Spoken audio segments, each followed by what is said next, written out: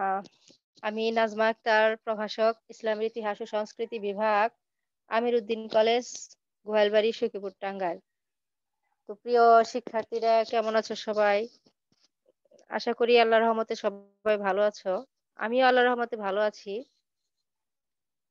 তো তোমরা ভালো থাকো, সেটাই আমি তোমাদের জন্য দোয়া রাখি। আমার জন্য তোমরা দোয়া করবে, আমিও যেন ভালো থাকি। তো মানে কয়েক মাস মনে হয় কতদিন যাবত আমাদের যে রেগুলার অনলাইনে ক্লাস হচ্ছে, আমার মনে হয় তোমরা এই অনলাইনে ক্লাসগুলোতে যুক্ত থাকবে এবং সেই ক্লাসগুলো তোমরা মনোযোগ সহকারে শুনবে, বুঝবে। কারণ আমাদের এখন টিচার যারা আছে তারা সবাই অনলাইনে ক্লাস নিচ্ছে, যেহেতু তোমাদের যে জন্য তোমাদের টিচাররা এত কষ্ট করছে, আমার মনে হয় সেই কষ্টের দাম দেওয়া তোমাদের উচিত। আমার মনে হয় যে তোমাদের প্রত্যেকটা ক্লাস করা উচিত এবং তোমরা সকলে এই ক্লাসগুলো যদি নিজে থেকে করো তাহলে তোমরাই উপকৃত হবে। তো আশা রাখি যে তোমরা এই ক্লাসগুলো মনোযোগ সহকারে শুনবে এবং বোঝার চেষ্টা করবে। তো আমি যে গত ক্লাস নিয়েছি সেটা হচ্ছে ইসলাম ইতিহাস সংস্কৃতি বিভাগের প্রথম পত্র। তো আজ আমি যে ক্লাসটা নিব সেটা হচ্ছে দ্বিতীয় পত্র। তো তোমরা যারা এই ক্লাসটা মনোযোগ সহকারে শুনবে এবং বুঝবে, আমি যে ক্লাসগুলো নিচ্ছি আমার মনে হয় তোমাদের বোঝার মতো ওইরকম কোনো কঠিন নয়। একদম আমি যে কথাগুলো বলি মনে হয় তোমরা বুঝতে পারো, বোঝার চেষ্টা করো। তো তোমরা যদি আমাদের সাথে ক্লাসে যুক্ত থাকো তাহলে তোমাদের এই বিষয়গুলো বুঝতে আরো ইজি হবে। তাই তোমরা এই বিষয়গুলো বোঝার জন্য অনলাইনে ক্লাসগুলো রেগুলার করো, সেটাই আমি প্রার্থনা করি। তো চলো আমরা এখন মূল পর্বে চলে যাই। আজকে আমরা যে বিষয় নিয়ে আলোচনা করব সেটা হচ্ছে যে দ্বিতীয় পত্র বইয়ের তৃতীয় অধ্যায়ের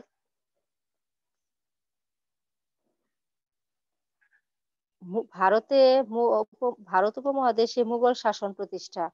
তো ভারত উপমহাদেশে মুঘল শাসন প্রতিষ্ঠা যিনি করেছিলেন তিনি হচ্ছেন জহিরুদ্দিন মোহাম্মদ বাবর। তো তিনি ভারত উপমহাদেশ প্রতিষ্ঠা করেছিলেন। এরপর একের পর এক মুঘল সম্রাট কিন্তু এই সাম্রাজ্য প্রতিষ্ঠা করে সাম্রাজ্য চালিয়েছেন। তো এরকম একজন মুঘল সম্রাট আজ যাকে নিয়ে আমরা আলোচনা করব তার নাম হচ্ছে সম্রাট জাহাঙ্গীর, আর তার স্ত্রী হচ্ছে নূরজাহান। তো আমরা এই দুইজন ব্যক্তি সম্পর্কে আজকে আলোচনা করব। তোমরা ক্লাসগুলো মনোযোগ সহকারে শুনবে, বুঝবে এবং জানার চেষ্টা করবে। তো এই অধ্যায়ের আমি একটি সৃজনশীল প্রশ্ন নিয়ে আলোচনা করব।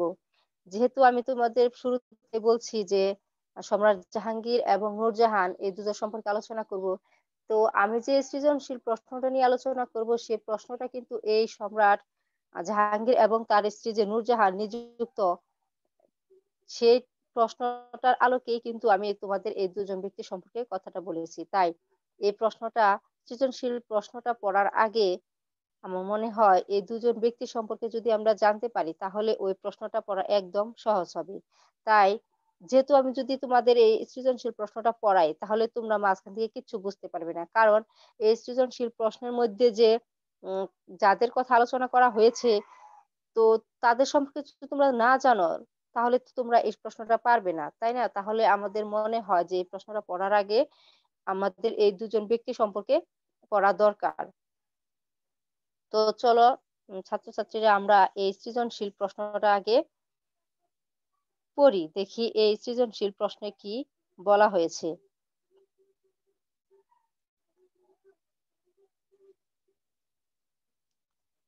তো সৃজনশীল প্রশ্ন পড়ানোর তো আমরা আগে উদ্দীপকটি পড়ি, তারপরে আমরা প্রশ্নগুলো পড়বো। উদ্দীপকটা হচ্ছে যে মাহমুদা আক্তারের স্বামী একটি বেসরকারি কোম্পানির মালিক।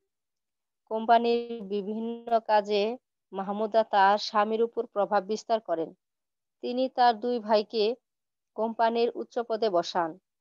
এক পর্যায়ে মাহমুদার প্রভাবের কারণে তার স্বামী কোম্পানির নামমাত্র মালিকে পরিণত হন। তো প্রিয় শিক্ষার্থীরা, আমরা উদ্দীপকটি পড়লাম। তাহলে এখন আমরা প্রশ্ন ৪ টি পড়ে ফেলি। দেখো, ক নাম্বার প্রশ্ন হচ্ছে যে নূরজাহানের প্রকৃত নাম কি ছিল? তারপর খ নাম্বার প্রশ্ন হচ্ছে যে সম্রাট জাহাঙ্গীরের নাম সেলিম রাখার কারণ কি ছিল? ব্যাখ্যা করো। এরপর গ নাম্বার প্রশ্ন হচ্ছে যে উদ্দীপকে মাহমুদা আক্তারের মধ্যে সম্রাট জাহাঙ্গীরের স্ত্রী নূরজাহানের কোন দিকটি ফুটে উঠেছে? ব্যাখ্যা করো। আর ঘ নাম্বার প্রশ্ন হচ্ছে চারিত্রিক মিল থাকলেও উদ্দীপকের মাহমুদা আক্তার এবং পাঠ্য বইয়ের নূরজাহানের প্রেক্ষাপট ছিল ভিন্ন, সেটা ব্যাখ্যা করো। তাহলে আমরা উদ্দীপকটি পড়লাম। এরপর উদ্দীপকটি পড়ার পর যে ক, খ, গ, ঘ ৪টি প্রশ্ন ছিল, সে ৪টি প্রশ্ন সম্পর্কেও পড়লাম। তাহলে এই প্রশ্নে যে যার কথা এখানে বলা হয়েছে, তাহলে আমরা তাদের সম্পর্কে আগে পড়ে আলোচনা করে নেই। তাহলে আমরা এই প্রশ্নের উত্তরগুলো পারবো। আমার মনে হয় অনেকটা সহজ হবে। তাহলে চলো শুরুতে আমরা সম্রাট জাহাঙ্গীরের সম্পর্কে পড়ি। যেহেতু এখানে খ নাম্বার প্রশ্নে লেখা আছে যে সম্রাট জাহাঙ্গীরের নাম কেন সেলিম রাখা হয়েছে? তো সম্রাট জাহাঙ্গীরের নাম আরেক নাম কিন্তু সেলিম, তাহলে তাকে সেলিম নামে কেন ডাকা হয় সেটা আমরা এখন জানবো। তো তোমরা মনোযোগ সহকারে আমার কথাগুলো শোনো।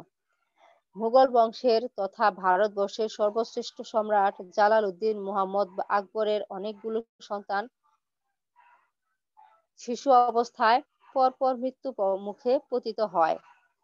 তাহলে আমাদের যে একজন মুঘল সম্রাট ছিল, তার নাম হচ্ছে জালালউদ্দিন মোহাম্মদ আকবর। তার যে কয়েকজন শিশু, মানে অনেক পরপর অনেকগুলো শিশু জন্মগ্রহণ করেছে, কিন্তু একটি শিশু কিন্তু বেঁচে ফেরেনি, সকলে কিন্তু মৃত্যুবরণ করেছে। তাই তিনি মোহাম্মদ আকবর পুত্র লাভের আশায় আজমিরের খাওয়ার রাজা মঈনুদ্দিন চিশতির মাজারে অবস্থানরত মশহুর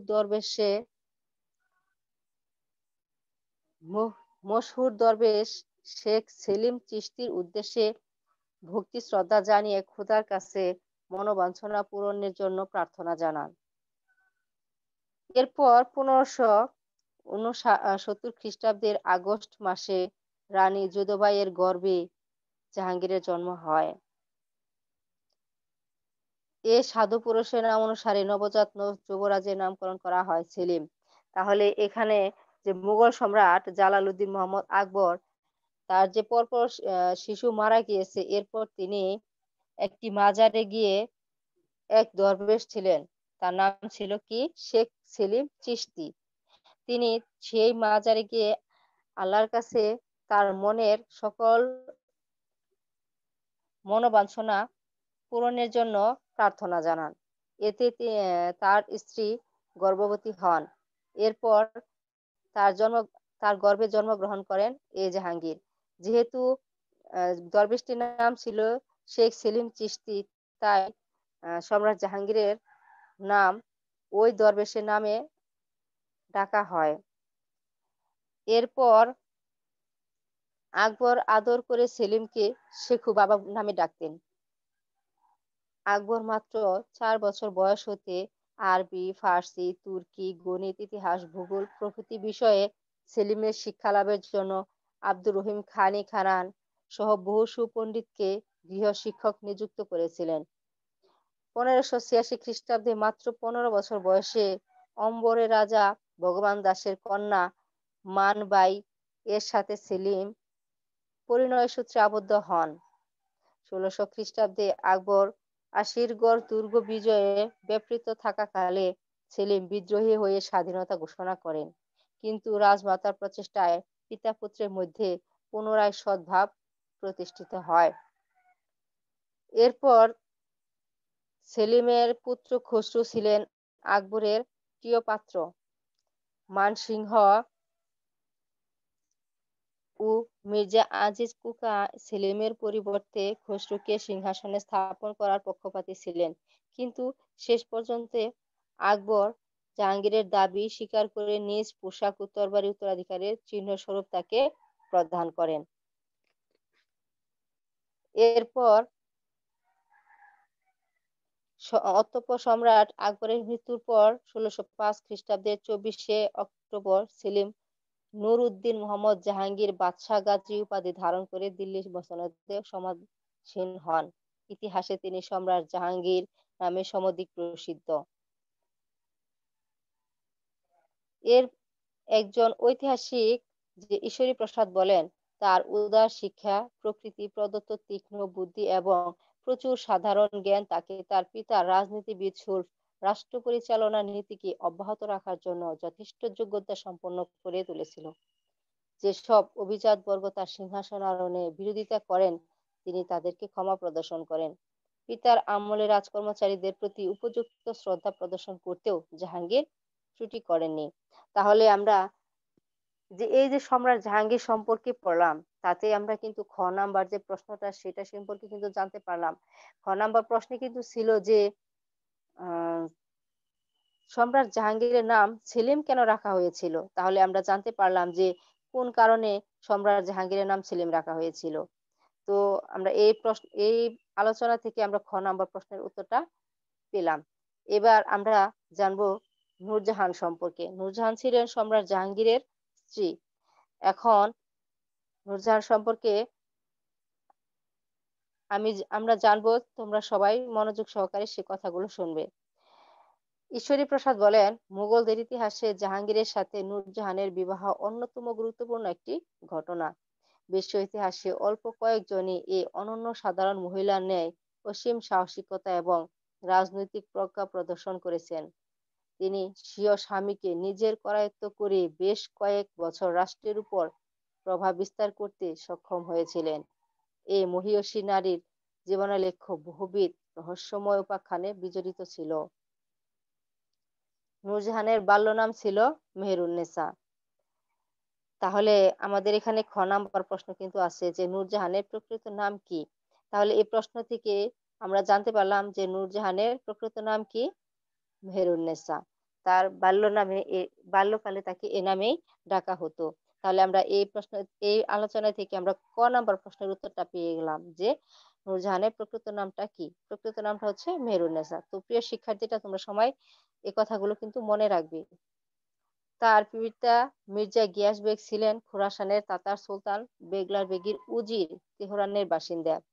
খাওয়া খাওয়াজা মোহাম্মদ শরীফের পুত্র।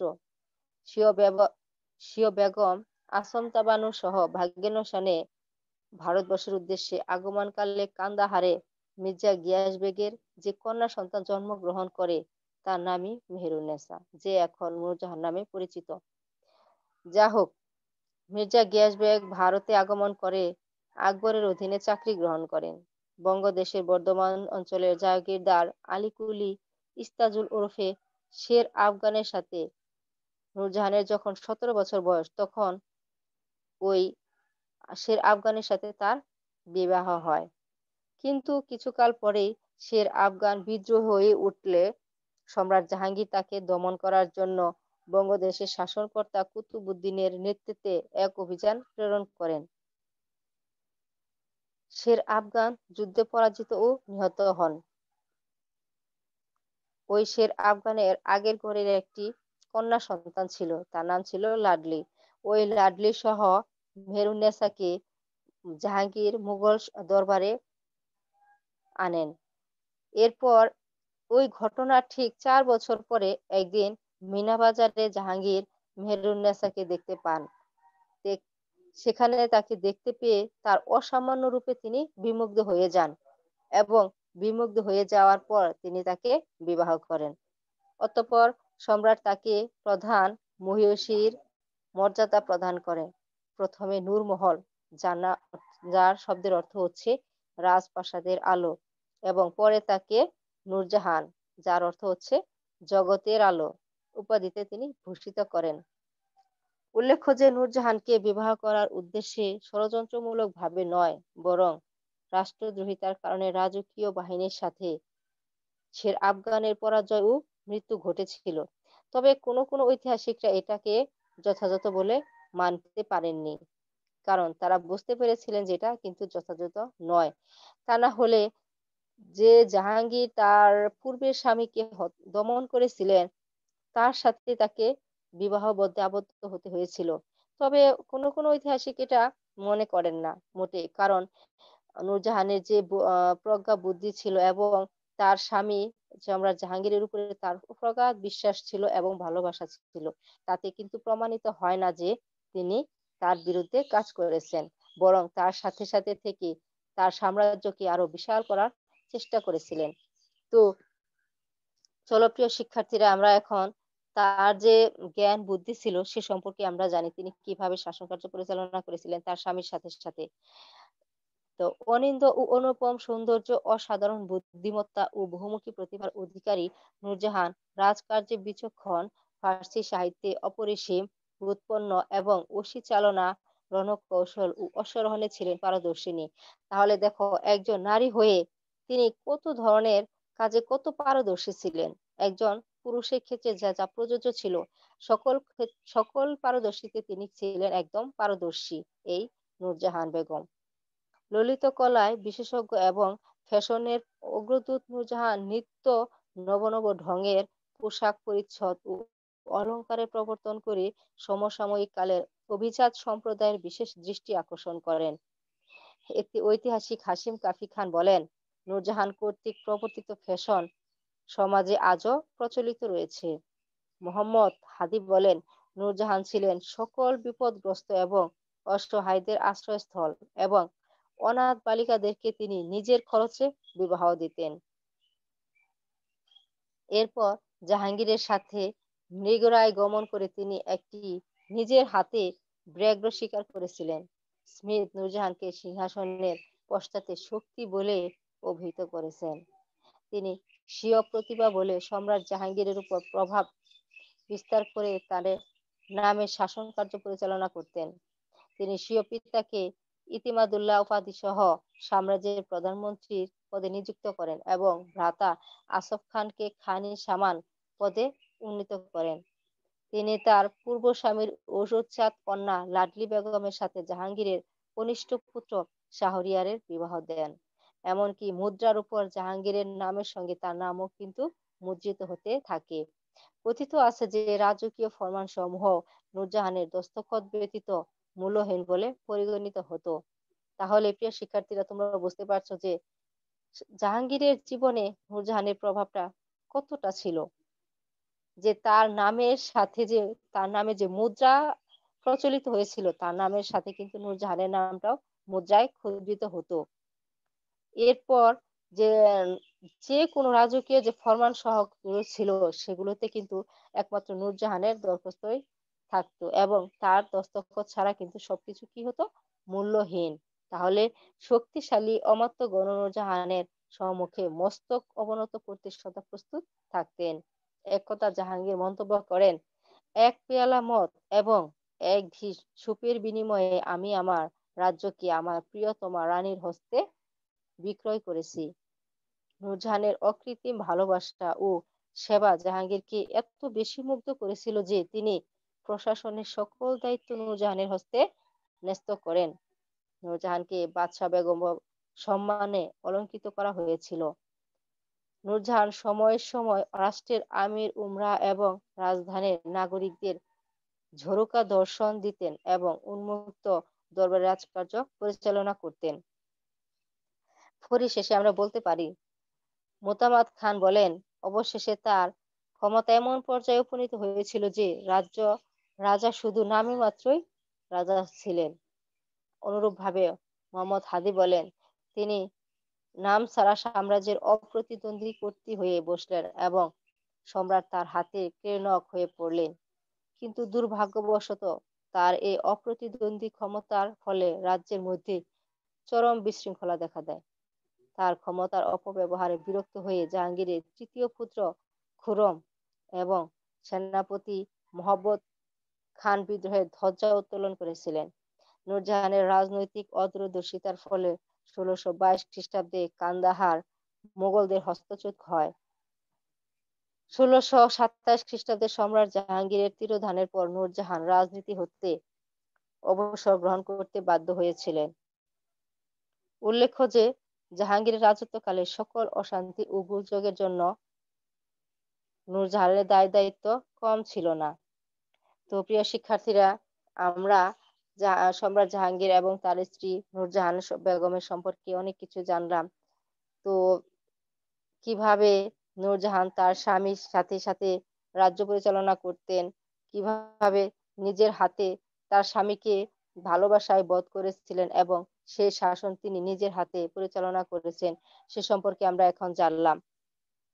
তো প্রিয় শিক্ষার্থীরা, যে আমি একটা সৃজনশীল তোমাদেরকে বলেছিলাম, তো আমার মনে হয় যে আমি যে বিষয়গুলো আলোচনা করলাম, ওই সৃজনশীল প্রশ্ন থেকে তোমরা এগুলো সহজেই জানতে পারবে। তো আমরা এখন প্রশ্ন সম্পর্কে আলোচনা করি। আমরা ক নাম্বার প্রশ্ন যেন কি বলেছিলাম? ক নাম্বার প্রশ্ন বলেছিলাম যে নূরজাহানের প্রকৃত নাম কি ছিল? তাহলে নূরজাহানের প্রকৃত নাম ছিল কি? মেহেরুন্নেছা। তোমরা সবাই, আমি তো আগেই তোমাদের বলেছি এই কথাটা, তা তোমরা সবাই এখন জানতে পেরেছো। তো তোমরা সবাই মনে রাখবে নূরজাহানের প্রকৃত নাম কি ছিল? মেহেরুন্নেছা। তো তোমরা শুধু এই যে প্রশ্নগুলোর উত্তর বলবে তা কিন্তু নয়, এগুলো কিন্তু নৈর্ব্যক্তিক হিসেবেও থাকে। তো তোমরা এই প্রশ্নের আলোকে কিন্তু তোমরা একটি নৈর্ব্যক্তিক প্রশ্নও জানতে পারলে। তো আমরা জানলাম যে নূরজাহানের প্রকৃত নাম কি? মেহেরুন্নেছা। তো খ নাম্বার প্রশ্নটা এখন আমরা জানি। খ নাম্বার প্রশ্ন হচ্ছে যে সম্রাট জাহাঙ্গীরের নাম সেলিম রাখা হয়েছিল কেন? তো এ সম্পর্কেও কিন্তু তোমাদের সাথে আমি আলোচনা করেছি যে কেন তার নাম সেলিম রাখা হয়েছিল। তো যেহেতু আমরা আ জাহাং সম্রাট জাহাঙ্গীর সম্পর্কে আলোচনা করেছি, তো এখন আমরা প্রশ্ন সম্পর্কে আলোচনা করব, তাই না? তো আমাদের ভারতীয় ভারত মুঘল শাসন প্রতিষ্ঠা যে করেছিলেন জহিরুদ্দিন মোহাম্মদ বাবর, তার পর্যায়ক্রমে কিন্তু যে এখন এসেছে সম্রাট জাহাঙ্গীর। তো জাহাঙ্গীর, তার পিতার নাম ছিল কি? আকবর, জালালউদ্দিন মোহাম্মদ আকবর। তো জালালউদ্দিন মোহাম্মদ আকবরের আহ মানে পর অনেকগুলো শিশু জন্মগ্রহণ করেছে, কিন্তু একজন শিশু কিন্তু বেঁচে থাকতে পারেনি, সব শিশুর কিন্তু মৃত্যু হয়েছে। তখন জালালউদ্দিন মোহাম্মদ আকবর উম মানে খুব আশাহত হয়ে যায়। একজন পুত্র সন্তান তার খুব আহ ইচ্ছে, তার যেন তার বংশ রক্ষা করতে পারে, সেজন্য তার পুত্র সন্তান খুব দরকার এবং প্রয়োজন। এজন্য তিনি উম আহ, আহ, এজন্য তিনি আজমিরের খাওয়ারাজা মইজুদ্দিন চিশতির মাজারে গিয়ে মশহুর দরবেশ শেখ সেলিম চিশতির উদ্দেশ্যে নিজের মন থেকে ভক্তি শ্রদ্ধা জানিয়ে খোদার কাছে তার মনের বাসনা পূরণের জন্য প্রার্থনা জানান। আর সে প্রার্থনা আল্লাহ তাআলা কবুল করেন। অবশেষে 1569 খ্রিস্টাব্দের আগস্ট মাসে রানী যোধবাইয়ের গর্ভে সম্রাট জাহাঙ্গীর জন্মগ্রহণ করেন। যেহেতু শেখ সেলিম চিশতির উদ্দেশ্যে আহ, সম্রাট জাহাঙ্গীরের জন্ম হয়, তাই ওই সাধু পুরুষের নাম অনুসারে এই নবজাত শিশুর নামকরণ করা হয় সেলিম। তবে তার বাবা আকবর তাকে আদর করে শেখু বাবা বলে ডাকতেন। তিনি খুব অল্প বয়সে আরবি, ফার্সি, তুর্কি, গণিত, ইতিহাস, ভূগোল প্রভৃতি বিষয়ে শিক্ষা লাভ করেন তার পণ্ডিত গৃহশিক্ষক আব্দুর রহিম খানানের কাছে। তাহলে আমরা জানতে পারলাম যে সম্রাট জাহাঙ্গীরের নাম কেন সেলিম রাখা হয়। তো এরপরে প্রশ্ন আমরা করব যে গ নাম্বার প্রশ্ন। তো গ নাম্বার প্রশ্নে আছে যে উদ্দীপকে মাহমুদা আক্তারের মধ্যে সম্রাট জাহাঙ্গীরের স্ত্রী নূরজাহানের কোন দিকটি ফুটে উঠেছে ব্যাখ্যা করো। তাহলে উদ্দীপকে উদ্দীপকের মাহমুদা আক্তারের মধ্যে মুঘল সম্রাট জাহাঙ্গীরের স্ত্রী নূরজাহানের স্বামীর উপর যে প্রভাব বিস্তার, সেই প্রভাব বিস্তারের দিকটি ফুটে উঠেছে। উদ্দীপকে বর্ণিত মাহমুদা আক্তার স্বামী ও স্বামীর কোম্পানির বেশিরভাগ ক্ষেত্রে প্রভাব বিস্তার করেন।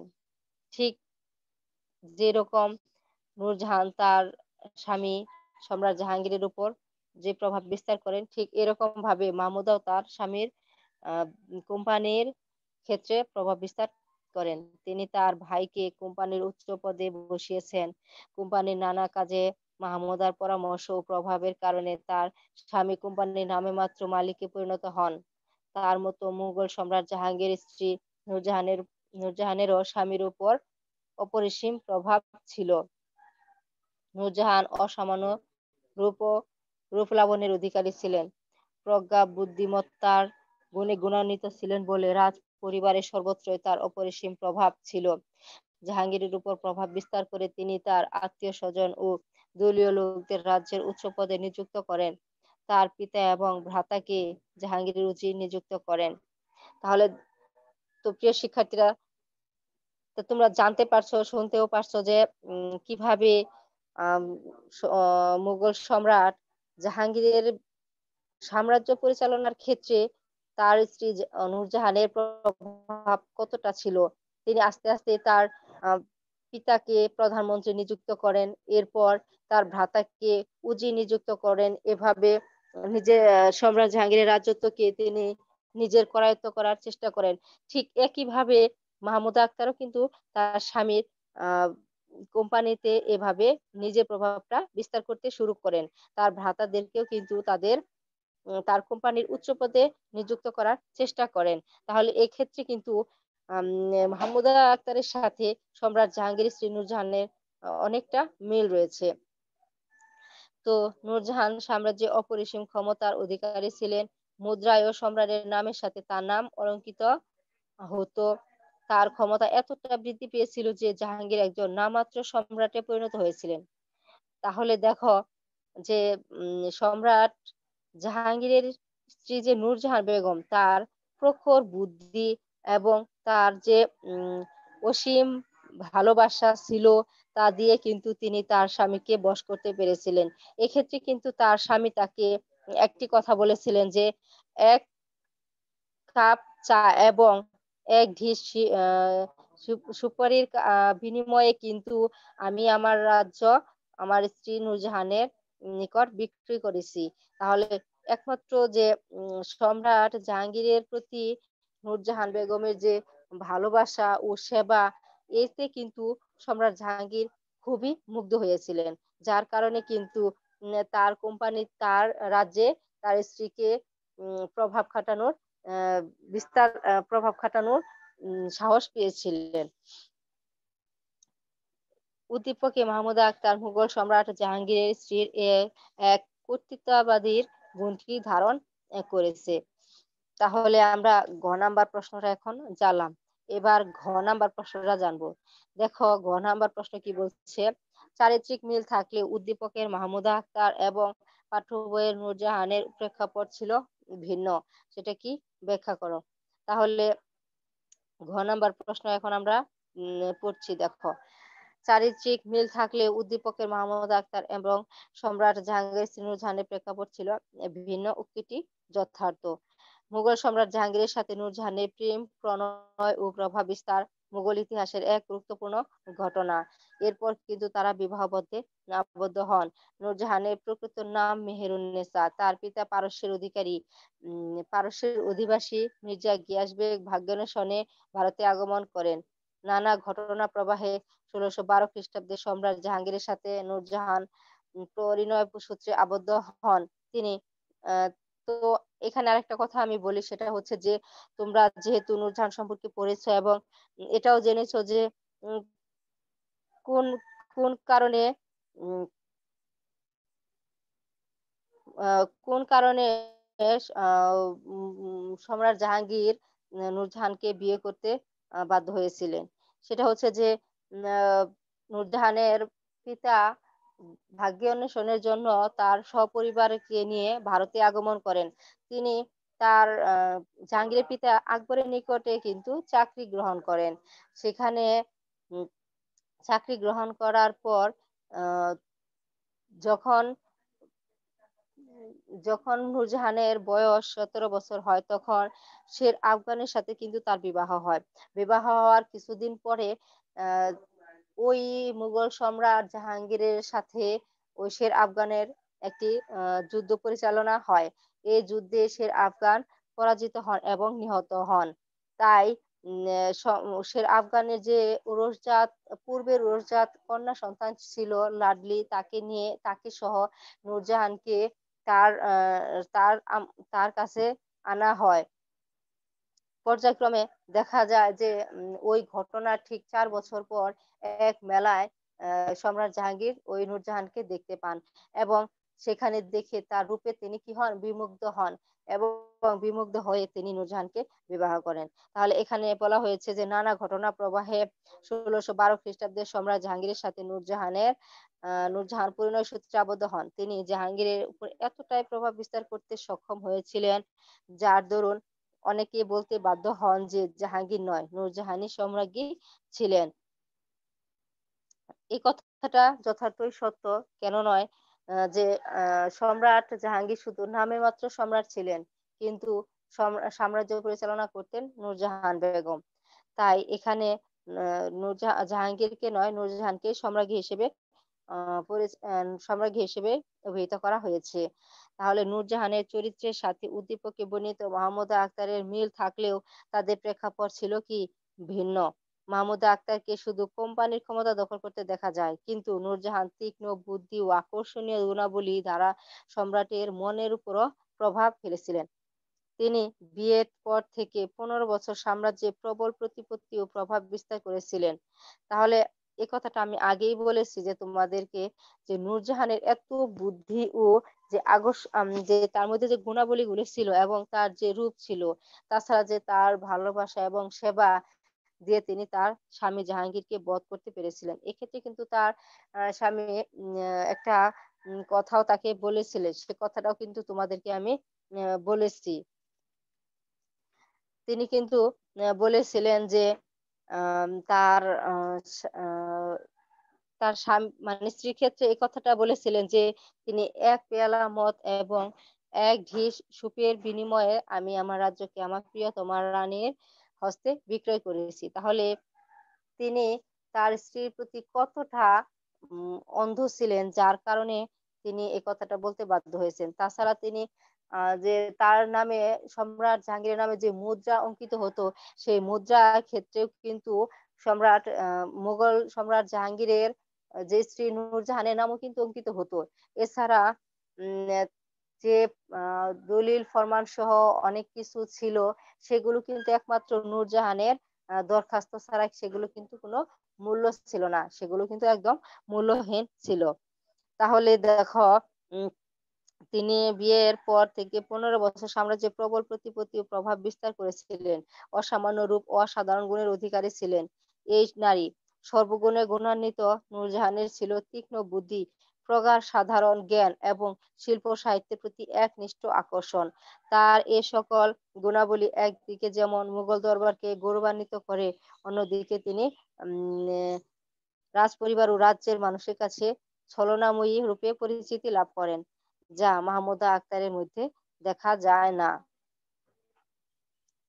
উপর্যুক্ত আলোচনায় স্পষ্টতই প্রতীয়মান হয় যে, চারিত্রিক মিল থাকলেও উদ্দীপকের মাহমুদা আক্তার এবং সম্রাট জাহাঙ্গীরের স্ত্রী নূরজাহানের প্রেক্ষাপট ছিল সম্পূর্ণ কি ভিন্ন।